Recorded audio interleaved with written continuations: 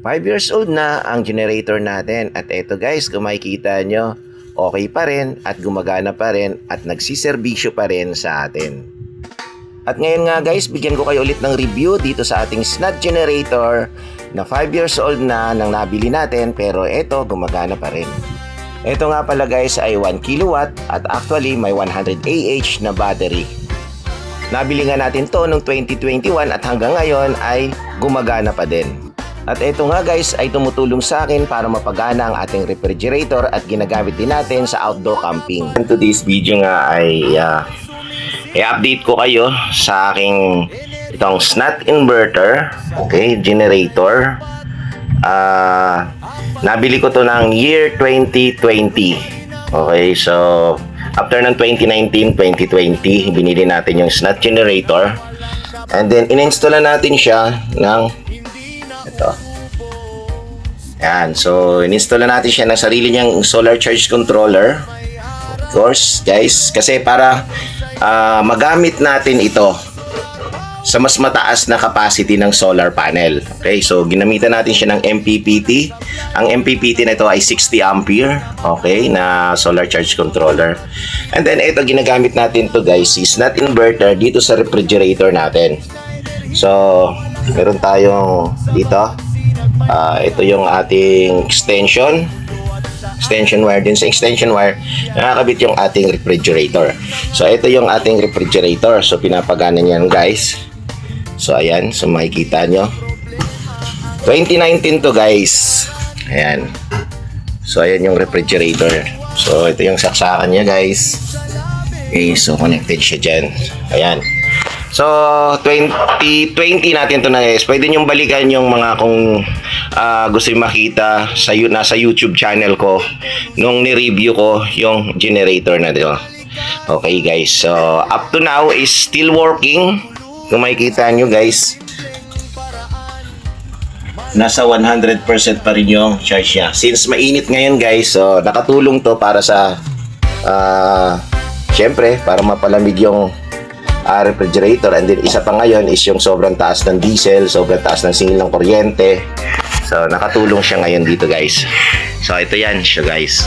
Gumagana din yung fan natin at dito rin ang gagaling yung source of power ng ating refrigerator saka ng fan.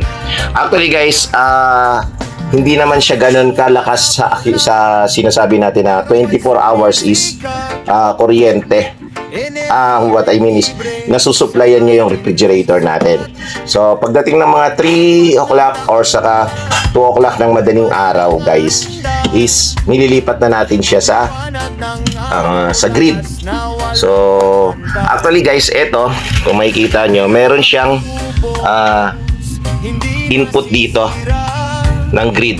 So kapag nasa stable na siya ng low battery, ini-inputan siya ng grid para tuloy-tuloy lang yung takbo ng ating refrigerator.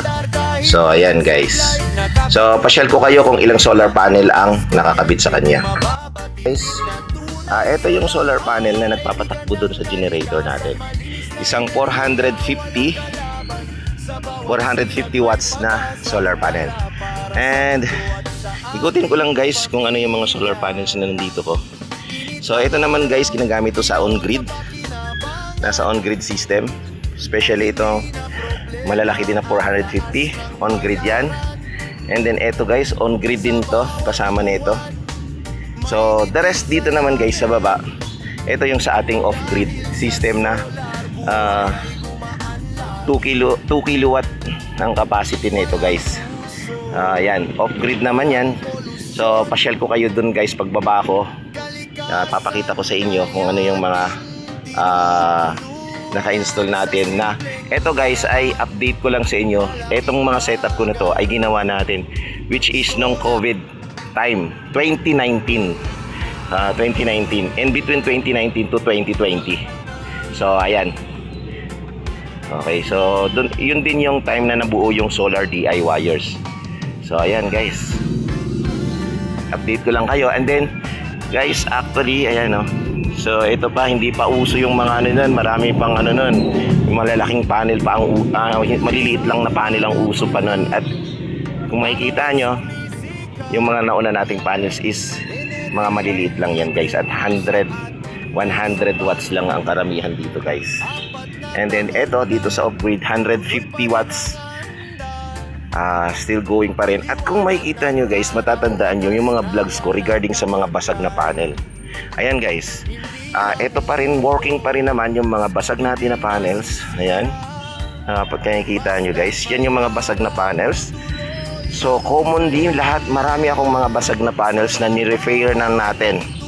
So ni-repair natin, eto kung makikita nyo guys, basag lang na panel yan pero ni-repair natin yan. Minilagay tayo pero until now napapakinabangan pa rin. Okay, so yan guys, so pa-share ko kayo mamaya sa pagbaba ko yung off-grid system naman na pinapagana na itong mga solar panels natin. So dito naman guys ay ipapakita ko sa inyo yung ating off-grid system, yan sa likod ko. Okay, so ito guys, actually pinatay ko muna, hindi na natin pinagana kasi hindi na natin magpalit ng battery. Okay, so ang gumagana lang muna natin ngayon ay ito naman yung on-grid system natin. Mas nauna pa to dun sa generator guys na na-install natin. Okay, so which is ito namang isa, ganun din, on-grid system din. Ayan. So kung makikita nyo, ayan. So powered pa rin siya. 2019 guys, panahon ng COVID, panahon ng pandemic, na-install natin itong ating mga setup na to. So kung makikita nyo, ito 2 kilowatt na so far off-grid inverter, still working pa rin guys. Okay, and kung makikita nyo, still nakaka-generate pa siya. May generated siya ngayon ng mga 500 watts pa lang kasi maaga pa lang guys. Ayan. So nakakatulong pa rin to guys until now sa atin. So yan. At ito na guys, balikan natin yung ating SNAT inverter solar generator portable. So ayan, okay guys. So portable to siya guys kasi pwede natin tanggalin siya sa setup, then pwede natin dalhin kung mayroon kayong mga campings, meron tayong anything na halimbawa biyahe, pwede niyo siyang dalhin. So hindi na kailangan ng gasolina. So kapag may charge na siya guys, magagamit natin siya. Okay? And tuloy-tuloy lang siyang gumagana dito sa bahay guys, 24/7. So walang patayan yan. Okay? So makikita nyo naman yung refrigerator natin. Ayan. So sobrang kapal na nga ng tawag dito ng yelo ng ref natin. So tanggalin natin. Need na yata ang linisin. Thank you guys. So ito, i-review ko na naman ulit sa inyo yung ating solar power inverter na combined siya ng PV controller na plus battery. So ito yung solar generator na nabili natin guys back to 2021. So still kicking pa rin at gumagana pa rin at malaking tulong pa rin sa atin ngayon, lalo na't mataas ang singil sa kuryente. Salamat guys!